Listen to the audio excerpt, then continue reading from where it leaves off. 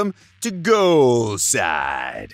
Didier Drogba used to be the most powerful player in the world back in the day, demolishing defenders with his physicality, torturing goalkeepers with his devastating shot.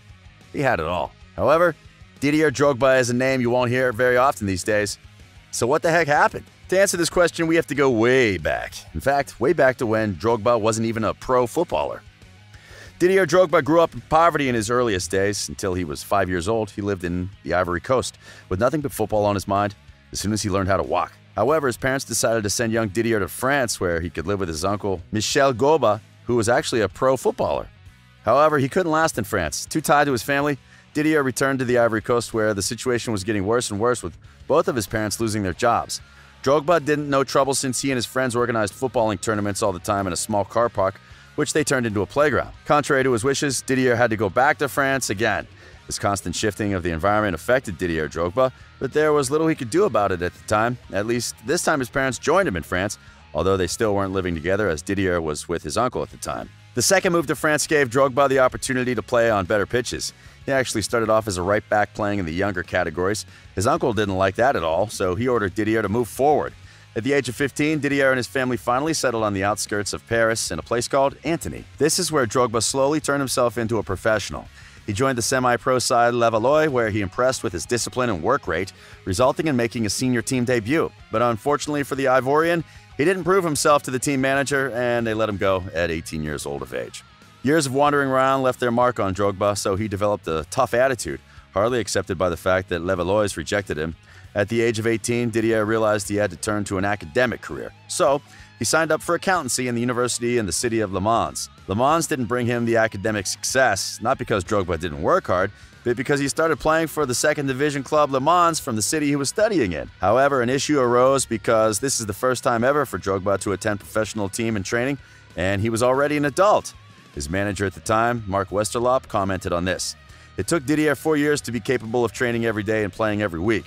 This is a result of intense training Didier wasn't used to because he only played semi-pro up to that point. However, Drogba put his head down, started working hard, and saw the results soon after. Guingamp took note of his great talent and picked up Drogba for just €80,000 in January of 2002. Just 11 performances were enough for the Ivorian to score 3 goals, thus announcing his goal-scoring instincts as he helped the team avoid the relegation. The next season saw the true breakout of the Didier Drogba that we know today. Him and Florent Malouda, Drogba's best friend, combined together as Didier scored 17 goals that season, leading his team to the 7th place finish. Just as you'd expect, the biggest French teams wanted Drogba, and they wanted him pretty bad. Marseille were the first to react, paying a big sum of $3.3 million for Guingamp's striker. Things, however, didn't change too much for Drogba.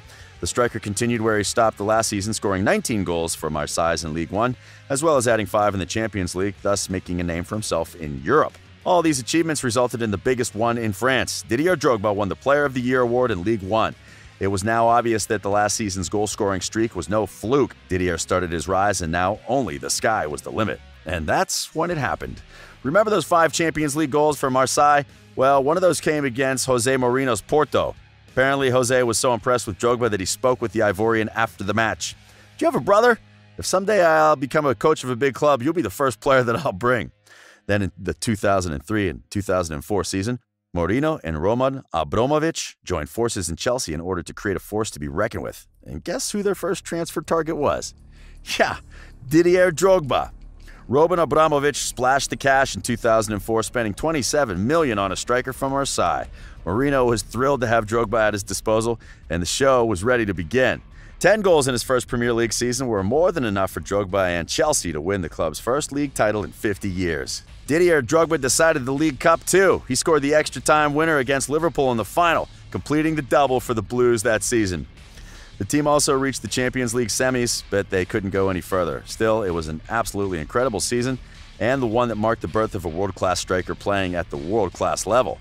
Drogba managed to end the season with 16 goals in all the competitions, but he also suffered an injury that put him out of the action for a whole 2 months. The following season announced even more progress from Didier Drogba.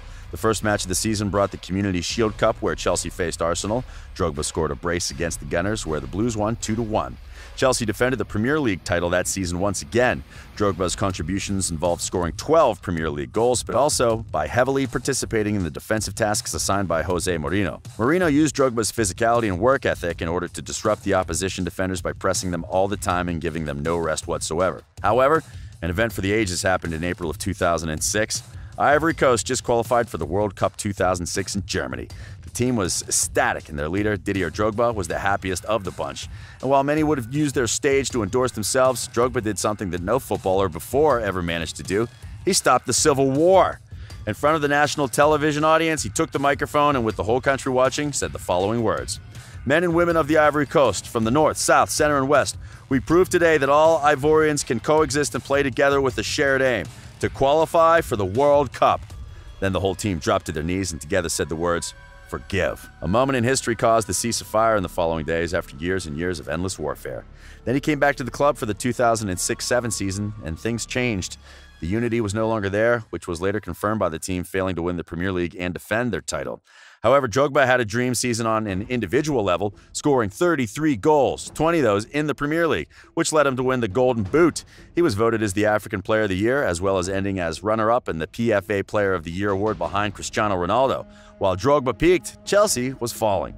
In the 2007-08 season, they saw the final fallout of Jose Mourinho and Roman Abramovich. This resulted in the Portuguese's departure at the beginning of the season, and it hit Drogba pretty hard. Mourinho's departure destroys a certain familiarity we had at the club. Many of us used to play first and foremost for the manager. Now we need to forget those feelings and find another source of motivation. Afterward, Drogba shocked Europe by saying, I want to leave Chelsea. Something is broken with Chelsea. The damage is big in the dressing room. However, the tables have turned for Drogba, and people within the club talked him into staying. This resulted in Drogba playing a great season and coming up fourth in the Ballon d'Or awards in 2007 behind Kaká, Lionel Messi, and Cristiano Ronaldo. What needed to be the highlight of his career at Chelsea turned into a nightmare. The team reached the Champions League final in 2008. Once they got there, Chelsea faced Manchester United in Moscow. The two teams played a tight match that went into overtime. Just when the penalties were approaching, Drogba hit Vidic, earning himself a red card. This resulted in Drogba missing the penalty shootout. Now, the real tragedy of this is that Drogba was scheduled to take the fifth penalty for Chelsea.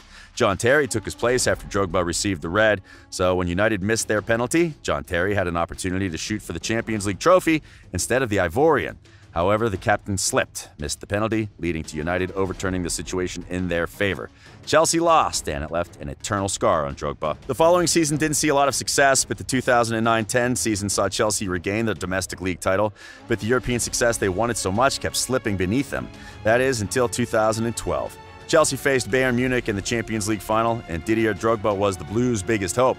However, Bayern took the lead and held on to it until the 88th minute. Chelsea took the corner, and Drogba was strongest in the air, slamming the ball into the net to make it 1-1. As icing on the cake, he got his revenge for 2008 and took the final penalty, winning the Champions League for the club, where he was considered a legend. Chelsea fans afterward voted Drogba as the best player in the club's history. And then, just 3 days later, after Chelsea won the Champions League, Drogba announced that he was leaving. Shanghai Shenhua put a bid in front of him, offering 230,000 euros per week. A boy from humble beginnings and poverty in his earliest days couldn't say no to that. However, things were problematic as the Chinese side didn't pay out Drogba in full, so it led to some legal disagreements, ending in the Ivorian joining Galatasaray.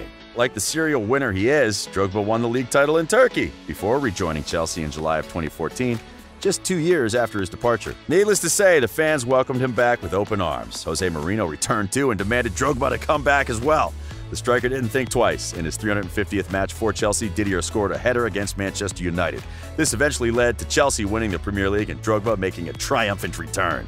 Even though the team won the Premier League, Drogba wasn't happy. His minutes were limited and he realized he's not the player that he used to be. This led him to leave to play in the MLS, where he joined the Seattle Sounders. He spent a couple of years in the USA before finally retiring at the age of 40. Didier Drogba will forever be remembered by his humanity off the pitch and his unstoppability on it. The striker terrorized defenses because his movement was always so unpredictable.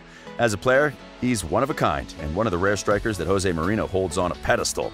Drogba's great humanity came to light after his playing career ended. The Ivorian is constantly helping his country, organizing fundraisers and events. He even helped rebuild the club where he started his career, Levallois. The club renamed their stadium in his honor, so now it's named Stade Didier Drogba. Much more than a footballer, Drogba serves as an inspiration for the whole of Africa that anything is possible with hard work and dedication.